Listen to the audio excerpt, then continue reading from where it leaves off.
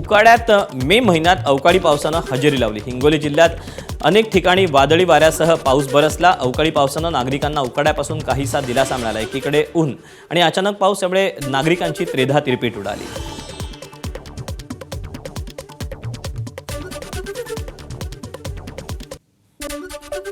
हिंगोली शहरामध्ये आज दुपारच्या सुमाराला जोरदार स्वरूपाचा अवकाळी पाऊस पडतोय आणि या पावसाचा फटका हळद मार्केटला मोठ्या प्रमाणात बसतोय। मी हळद मार्केटमध्ये आहे आणि आपण या ठिकाणी बघताय मोठ्या प्रमाणामध्ये हळद विक्रीसाठी दाखवलेली आहे, परंतु शेतकऱ्यांची हळद अशा पद्धतीनं बाजार समितीच्या निष्काळजीपणामुळे पूर्णपणे भिजलेली आहे। या हळदीचा लिलाव बाकी आहे।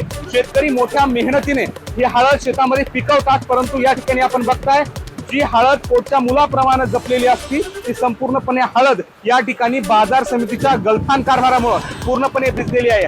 अद्याप लिलाव झालेला नाहीये। अजूनही शेतकरी व्यापाऱ्यांची वाट बघताय, परंतु पाऊस असल्यामुळं आता सर्व शेतकऱ्यांची हळद आपण बघताय वॉर्डामध्ये इथून तिथपर्यंत भिजत आहे।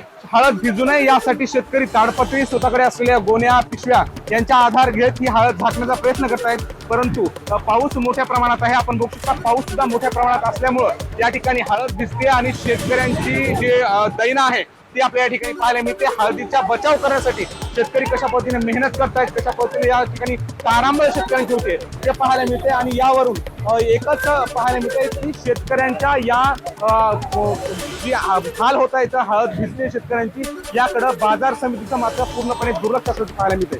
माधव दिपके, एबीपी माझा, हिंगोली। एबीपी माझा, उघडा डोळे बघा नीट।